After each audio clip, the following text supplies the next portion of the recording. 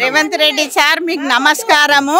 మేము ఇవి కబ్జా చేసిన ఇండ్లు కాదు, మేము పైసా కూడబెట్టి కష్టపడి సంపాదించుకున్న జాగాలు సావి భూమి పట్టా ఉన్నది మా దగ్గర. మీరు అట్లా పోయేడుతుంటే ముందే చెప్పేడుతుంటే ఇన్ని ప్రభుత్వాలు వచ్చినాయి, ఇన్ని ప్రభుత్వాలు ఏ పని చేయలేదు. కానీ ఇప్పుడు వచ్చిన మీ 10 నెలల పరిపాలనలో మాకు ఏది మంచిగా లేదు సార్, అసలు ఏది మంచిగా అనిపించలేదు. మీరు డబుల్ బెడ్రూమ్ ఇస్తా అంటారు, ఆ డబుల్ బెడ్రూమ్ మాకు ఏం సరిపోతుంది? 4 పిల్లలు, 3 కొడుకులు, ఒక బిడ్డ ఉన్నది మాకు. ఆ 3 కోడళ్ళను, మన్మలను, మన్మరాళ్ళను ఎక్కడ పెట్టాలి?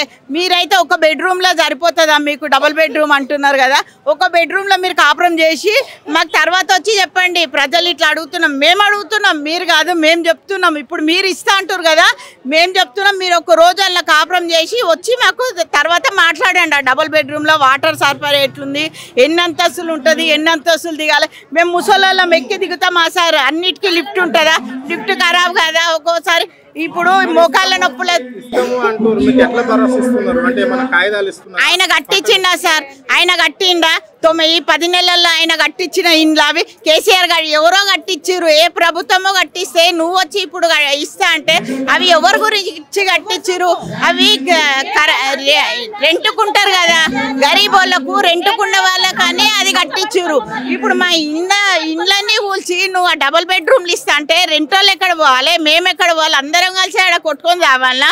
నువ్వు మంచిగా ఉంటావు 10 ఎవరికో కట్టిస్తా అంటున్నావు, బయట దేశంకి నీ వాటర్ సరఫరా మంచిగా చేస్తా అంటున్నావు. ఎందుకు సార్? ఉన్నోళ్ళని గరీబోళ్ళని ఉండని మళ్ళోసారి రావాలనుకుంటే మంచిగా చేయాలి. కానీ ఇట్లా శాపనార్థాలు తినొద్దు. అందరూ ముసలోళ్ళు, పెద్దోళ్ళు, చిన్నోళ్ళు మేమందరం శాపనార్థాలే ఇస్తున్నాం సార్. మీకు ఏది మంచి కాదు. మీకు ఉన్నొక్క బిడ్డకు మంచిగా కావాలనుకుంటే ఇప్పటికైనా పక్కా తప్పుకోండి. మీరు దిగిపోవాల్సిందే, దిగిపోతేనే మాకు ఈ పరిపాలన మంచిగా ఉంటుంది సార్. నా పేరు బుజ్జమ్మ. నాది మహబూబ్నగర్. మా రేవంత్ రెడ్డి సార్ వచ్చిండు, మాకు మేలు చేస్తాడు అనుకున్నాం. మేము మహబూబ్నగర్ వాళ్ళమే. అంటే నాది తెలకపల్లి మండలము, ఆలేరు. మాకు చాలా మేలు చేస్తాను. నా పెండ్లి అయిందంటే ఇక్కడే ఉన్నా. నాకు 2 కొడుకులు, వాళ్ళిద్దరు కొడుకులు చనిపోయారు. నా కోడళ్ళు, నా మన్మన్లు. మరి నేను పోయి ఎక్కడ బ్రతకాల్సి సార్? నా కోడళ్ళను, నా పిల్లలను తీసుకొని వెళ్ళిపోవాలంటే నాది 50 గజాల జాగా, ముందుకే రేకుల రూము. ఆ రేకుల రూమ్ విడిచిపెట్టి నేను ఏ ప్రపంచంలో పోయి బ్రతకగలుగుతా?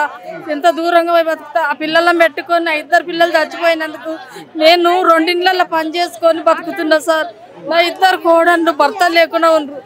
అలా నా కోడలు పింఛన్ కూడా రాదు సార్. ఏదో చిన్న పని చేసుకొని, ఆమె పని చేసుకొని, ఒక ఆమె ఫ్రెష్లో ఒక ఆమె చేస్తుంది సార్. చెప్పలేదు సార్, మాకు అవన్నీ ఏం చెప్పలేదు సార్. ఇంకా ఏదో మేము అభిమానానికి మా ఊరే అని మేము ఓట్లు వేసినాం సార్. ఇట్లా చేస్తాడు మాకు అన్యాయం అని మేము ఎప్పుడు అనుకోలేదు సార్. లేదు సార్, మాకు ఎవ్వరు డబ్బులు ఇవ్వలేదు సార్. మాది లేదు సార్, మాకు రూపాయి ఇచ్చిన వాళ్ళే లేరు సార్. మాకెందుకు ఇస్తారు సార్? మమ్మల్ని చూసే వాళ్ళు లేరు, నెమ్మరేయడానికే వస్తారు. మాకు ఒక్క రూపాయి లేదు సార్. మాకు ఎందుకు ఇస్తారు సార్? వాళ్ళు ఎవ్వరు చెప్పలేదు సార్. మాది ఎవరు రాలే, ఏం చెప్పలేదు. మా బాధే మేము చెప్తున్నాం. మాకు ఏం ఎవరు చెప్పే వాళ్ళే లేరు సార్. అదేం లేదు సార్. అసలు మేము పని చేసుకొని బతికే వాళ్ళం సార్. మాకైతే ఏమి ఓదలేదు సార్. మేము పెద్దవాళ్ళు అయిపోయినా, నాకు 60 ఏళ్ళు దగ్గర వచ్చింది. మరి ఇక్కడ నేనేం పని చేసుకొని బతుకుతా సార్? దూరం పోయి జాగాకే 2015లో 3 లక్షలు కట్టినా. మళ్ళీ కట్టుకోవడానికి కూడా 5 లక్షలు అయినాయి సార్. ఒక్క 50 గజాల జాగాలో నీళ్ళు తీసుకుంటే 40,000 తీసుకున్నారు సార్. నాకు 40,000 దానికైనా కరెంటుకైనా. మరి ఇప్పుడు నా ఇల్లు ఆయింత ఇల్లు పోతే నాకు జీవితం అనేది లేదు సార్. నేను దూరం పోయి బతకలేము. నాకు చిన్న పిల్లలు ఉన్నారు. నా 2 కొడుకులు చనిపోయారు. నాకు పిల్లలే ఉన్నారు సార్, ఇంకెవ్వరు లేరు. చిన్న పిల్లలు. నేను బ్రతకాలంటే చాలా ప్రాబ్లం సార్ మాకు.